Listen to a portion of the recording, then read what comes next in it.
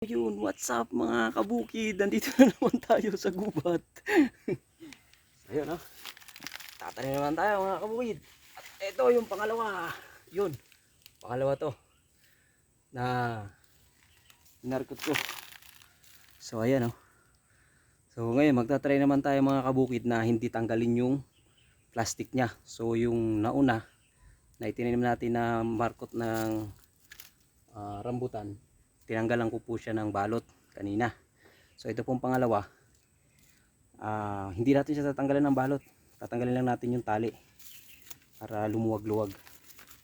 No, yan, tanggalin natin ang tali mga kabukid, pero yung balot is wag na siguro. Yan, testing natin kung ano mangyayari. Yan, ha.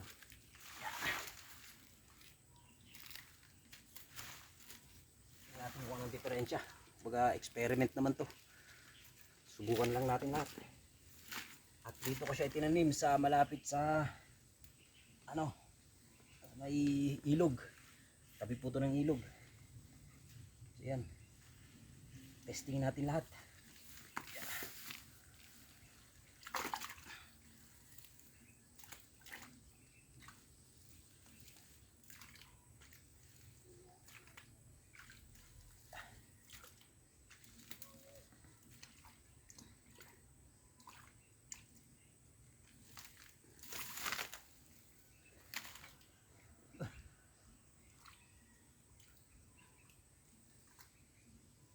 Yan.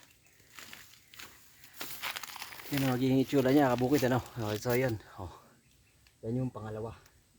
Medyo malaki-laking sanga din siya. Yung ko. Tingnan lang natin kung makakapagbuhay tayo mga kabukid ng minarkot.